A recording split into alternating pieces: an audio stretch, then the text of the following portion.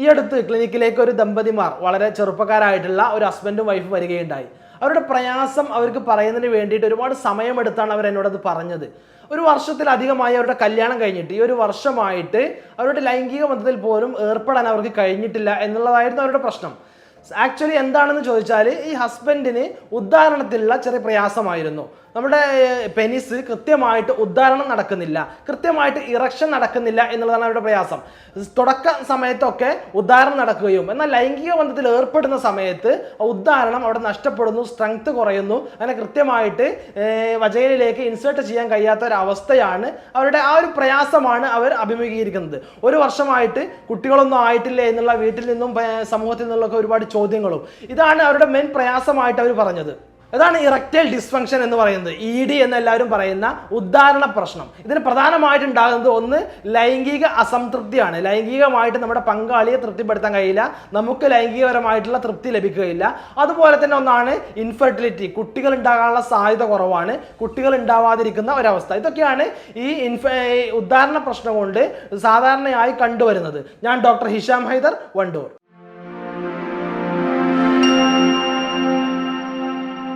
ഏറ്റവും പ്രധാനമായിക്കൊണ്ട് ഈ ഉദ്ധാരണ പ്രശ്നത്തിന് അല്ലെങ്കിൽ ഇറക്റ്റൈൽ ഡിസ്ഫങ്ഷനുള്ള കാരണങ്ങൾ എന്ന് പറയുന്നത് കുറച്ച് കാരണങ്ങളുണ്ട്. അതിൽ ഏറ്റവും പ്രധാനമായിട്ടുള്ള കാരണങ്ങൾ എന്ന് പറയുന്നത് നമ്മുടെ ചെറിയ രക്തക്കൊയലുകൾ അഥവാ കാപ്പിലറീസ് എന്ന് പറയും. ചെറിയ രക്തക്കൊയലുകൾ ഉണ്ടാകുന്ന ബ്ലോക്കാണ്. നമുക്കെല്ലാവർക്കും ബ്ലോക്ക് എന്ന് പറഞ്ഞാൽ അത് നമ്മുടെ കാർഡിയാക് സംബന്ധമായിട്ടുള്ള ബ്ലോക്ക്, അറ്റാക്കാണ് അറിയുക.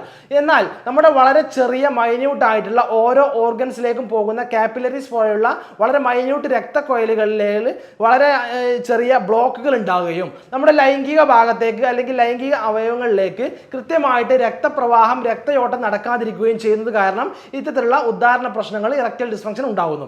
അതുപോലെ തന്നെയാണ് മറ്റു പ്രധാനപ്പെട്ട കാരണങ്ങളിൽപ്പെട്ടതാണ് ഡയബറ്റിസ് മെലിറ്റസ്. കുറെ കാലമായി പ്രമേഹമുള്ള ആളുകൾക്ക് ഇത്തരത്തിലുള്ള ഇറക്റ്റൈൽ ഡിസ്ഫങ്ഷൻ ഉണ്ടാവാറുണ്ട്. അതുപോലെ തന്നെ കൊളസ്ട്രോൾ ഉള്ള ആളുകൾ, ഞാൻ നേരത്തെ പറഞ്ഞതുപോലെ തന്നെ കൊളസ്ട്രോൾ ഉണ്ടാകുമ്പോൾ കോമൺ ആയിട്ട് നമ്മുടെ ചെറിയ ചെറിയ രക്തക്കൊയലുകളിലൊക്കെ ചെറിയ ബ്ലോക്കുകൾ വരുന്നു. അതുപോലെ അങ്ങോട്ടുള്ള രക്തയോട്ടം കുറയുന്നു, ഉദ്ധാരണ പ്രശ്നം ഉണ്ടാകുന്നു. യൂറിക് ആസിഡിന്റെ അമിതമായിട്ടുള്ള രക്തത്തിൽ യൂറിക് ആസിഡ് ഉയർന്ന അളവിൽ നിലനിൽക്കുന്നത് ഇതിലുള്ള ഇറക്റ്റൈൽ ഡിസ്ഫങ്ഷൻ, ഉദ്ധാരണ പ്രശ്നം ഉണ്ടാവാനുള്ള ഒരു പ്രധാനപ്പെട്ട ഒരു കാരണമാണ്. അതുപോലെ തന്നെ മാനസിക സമ്മർദ്ദം, ആങ്സൈറ്റി എന്ന് പറയുന്ന, നമ്മൾ പല കാരണങ്ങളായിട്ടാണ് ഈ മാനസിക സമ്മർദ്ദം ഉണ്ടാവാറുള്ളത്. ഒന്ന് നമ്മുടെ ഫൈനാൻഷ്യൽ സംബന്ധമായിട്ടുള്ള, നമ്മുടെ ജോലി സംബന്ധമായിട്ട് എന്തെങ്കിലും പ്രയാസങ്ങൾ, നമ്മുടെ ഓഫീസ് തലത്തുണ്ടാകുന്ന പ്രയാസങ്ങൾ, അല്ലെങ്കിൽ കുടുംബ സംബന്ധമായിട്ട് മറ്റുണ്ടാകുന്ന മറ്റെന്തെങ്കിലും പ്രയാസങ്ങൾ, അല്ലെങ്കിൽ വേറെ എന്തെങ്കിലും പ്രശ്നം കഴിഞ്ഞിട്ടാണ് നമ്മൾ വീട്ടിലേക്ക് വരികയെങ്കിൽ ആ ഒരു പ്രയാസങ്ങൾ, അല്ലെങ്കിൽ ഏതെങ്കിലും ഫസ്റ്റ് സമയത്ത് നമുക്ക് ലൈംഗിക ബന്ധത്തിൽ ഏർപ്പെടുന്ന സമയത്ത് എനിക്ക് എൻ്റെ പങ്കാളിയെ തൃപ്തിപ്പെടുത്താൻ കഴിയുമോ ഇല്ലയോ എന്നുള്ള ഒരു സംശയത്തിൽ നിന്നുണ്ടാകുന്ന ഒരു ആങ്സൈറ്റി. ഇങ്ങനെ പലതരത്തിലാണ് ഈ ആങ്സൈറ്റി കൊണ്ടുണ്ടാവുന്ന ഇറക്റ്റൈൽ ഡിസ്ഫങ്ഷൻ എന്ന് പറയുന്നത്. ഇനി പ്രധാനമായിട്ട് ഇതിൽ ഉദാഹരണത്തിൽ ഉണ്ടാവുന്ന ടൈപ്സ് എന്ന് പറയുന്നത് ഒന്ന് പാർഷ്യൽ ഇറക്റ്റൈൽ ഡിസ്ഫങ്ഷൻ ആണ്, അതുപോലെ തന്നെ കംപ്ലീറ്റ് ഇറക്റ്റൈൽ ഡിസ്ഫങ്ഷൻ ആണ്. പാർഷ്യൽ എന്ന് പറഞ്ഞാൽ വളരെ കുറച്ച് മാത്രം ഉദ്ധാരണം നടക്കുന്നുണ്ട്, എന്നാൽ കംപ്ലീറ്റ് ആയിട്ട് ഉദ്ധാരണം നടക്കുന്നില്ല, ഒരു പകുതിയൊക്കെ ആകുമ്പോഴേക്കും ഉദ്ധാരണം നഷ്ടപ്പെടുകയാണ്. ഇതാണ് പാർഷ്യൽ ഇറക്റ്റൈൽ ഡിസ്ഫങ്ഷൻ എന്ന് പറയുന്നത്. എന്നാൽ കംപ്ലീറ്റ് ഇറക്റ്റൈൽ ഡിസ്ഫങ്ഷൻ എന്ന് പറഞ്ഞാൽ തീരെ ഉദ്ധാരണമേ നടക്കുന്നില്ല, ഉദ്ധാരണം തീരെ നടക്കുന്നില്ല. ഇതൊക്കെ കുറേ കാലമായിട്ട് പ്രമേഹമുള്ള ആളുകൾ, കുറേ കാലമായിട്ട് പ്രമേഹത്തിനും കൊളസ്ട്രോളിനും പ്രഷറിനും ഒക്കെ മരുന്ന് കഴിച്ചുകൊണ്ടിരിക്കുന്ന ആളുകൾ, ഇങ്ങനെയുള്ള ആളുകൾക്കാണ് ഇങ്ങനെ തീരെ ഉദ്ധാരണം നടക്കാത്ത അവസ്ഥ. അല്ലെങ്കിൽ ഏജ് കൂടി വരുന്നതിനനുസരിച്ചിട്ട് ഈ പ്രമേഹമുള്ള ആളുകളിൽ ഒരു 50 വയസ്സിനൊക്കെ ശേഷം തീരെ ഉദ്ധാരണം തന്നെ, നമ്മുടെ പെനിസ് തീരെ ഉദ്ധാരണം തന്നെ ആവാത്തൊരവസ്ഥ. ഇങ്ങനെയാണ് ഇതിൽ ടൈപ്സ് എന്ന് പറയുന്നത്. ഇനി ഈ ഉദ്ധാരണ പ്രശ്നവുമായി ബന്ധപ്പെട്ടുകൊണ്ട്, ഇറക്റ്റൈൽ ഡിസ്ഫങ്ഷനുമായി ബന്ധപ്പെട്ടുകൊണ്ട് നിർബന്ധമായി നാം ചെയ്തിരിക്കേണ്ടത് കാര്യം, ഒന്ന് നാണം വിചാരിച്ച്, മടി വിചാരിച്ച് ഡോക്ടറെ കാണാതിരിക്കരുത്. കാരണം ഡോക്ടറെ കാണാതിരുന്നാൽ ഇത് നിങ്ങളുടെ പ്രയാസമാണ്. നമ്മുടെ ഒരു മനുഷ്യന്റെ എല്ലാ നീഡുകളെയും പോലെ തന്നെയാണ് സെക്ഷൽ നീഡ് എന്ന് പറയുന്നത്. നാം ആഹാരം കഴിക്കുന്നു, ദാഹത്തിന് വെള്ളം കുടിക്കുന്നു, അതുപോലെ തന്നെയാണ് ഒരു സെക്ഷൽ സാറ്റിസ്ഫാക്ഷൻ, സെക്ഷൽ പ്ലഷർ എന്ന് പറയുന്നത് നമ്മുടെ ഒരു മനുഷ്യന്റെ ഒരു നീഡ് തന്നെയാണ്. അതുകൊണ്ട് ഈ പ്രയാസം പറയാൻ മടിക്കേണ്ടതില്ല. കൃത്യമായിട്ട് ഒരു ഡോക്ടറെ, നിങ്ങളുടെ ഡോക്ടറെ കാണുകയും നിങ്ങളുടെ പ്രയാസം മനസ്സിലാക്കുകയും ചെയ്യുക. Consult your doctor. നിങ്ങളുടെ ഡോക്ടറെ കാണൽ നിർബന്ധമാണ്. അതുപോലെ തന്നെ പ്രമേഹമുള്ള ആളുകൾ, നേരത്തെ കാരണം പറഞ്ഞതിൽ പറഞ്ഞു, പ്രമേഹം, കൊളസ്ട്രോൾ, യൂറിക് ആസിഡ്, ഇത്തരത്തിലുള്ള പ്രമേഹമുള്ള ആളുകൾ പ്രമേഹത്തെ നിയന്ത്രിക്കണം. കൃത്യമായിട്ട് പ്രമേഹത്തിന്റെ ട്രീറ്റ്മെന്റ് എടുക്കുന്നുണ്ട്. അതുപോലെ പ്രമേഹമുള്ള ആളുകൾ കൃത്യമായിട്ട് പ്രമേഹം കുറക്കുന്നതിന് വേണ്ടിയുള്ള ആഹാരങ്ങളൊക്കെ കുറച്ച്, വ്യായാമങ്ങളൊക്കെ ചെയ്തിട്ട് പ്രമേഹത്തെ നിയന്ത്രിക്കുന്നുണ്ട് എന്ന് ഉറപ്പുവരുത്തുക. കൊളസ്ട്രോൾ ഉള്ള ആളുകൾ, യൂറിക് ആസിഡ് ഉള്ള ആളുകളൊക്കെ അത് ചെക്ക് ചെയ്യുക.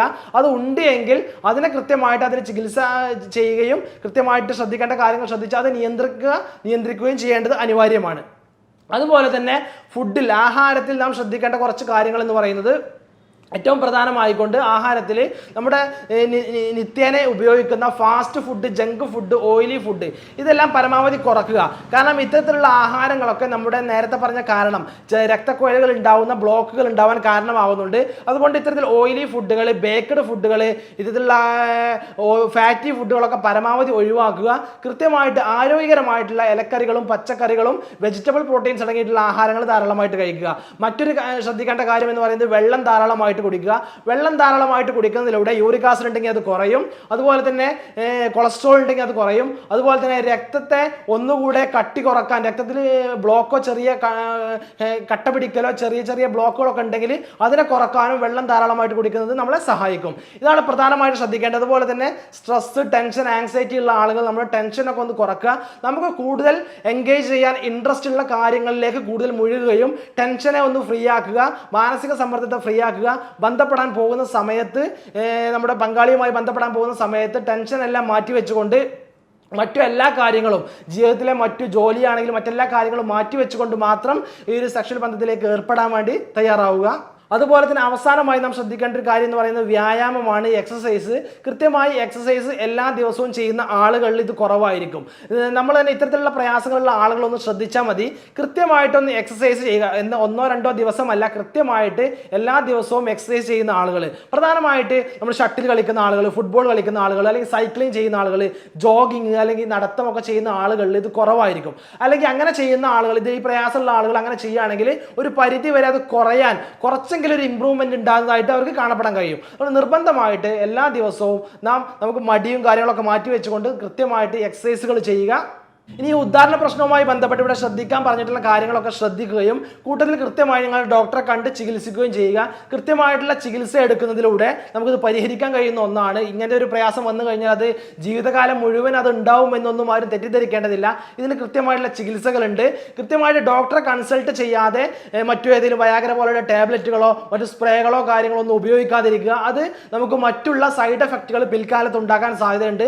അതുകൊണ്ട് നിങ്ങളുടെ പ്രയാസം ഡോക്ടറുമായി കൺസൾട്ട് ചെയ്യുകയും ഡോക്ടറുടെ നിർദ്ദേശപ്രകാരം മാത്രം ചികിത്സ എടുക്കുക, മരുന്ന് കഴിക്കുക. ഹോമിയോപ്പതിയിൽ ഇതിന് കൃത്യമായിട്ടുള്ള ചികിത്സയും മരുന്നുകളും ഇന്ന് ലഭ്യമാണ്. കൃത്യമായിട്ടുള്ള ഒരു 6 മാസത്തെയൊക്കെ കോഴ്സ് കൊണ്ട് തന്നെ ഹോമിയോപ്പതി ട്രീറ്റ്മെന്റിലൂടെ തന്നെ ഇത് പരിഹാരം കാണാറുണ്ട്. എല്ലാവർക്കും നന്ദി, നമസ്കാരം.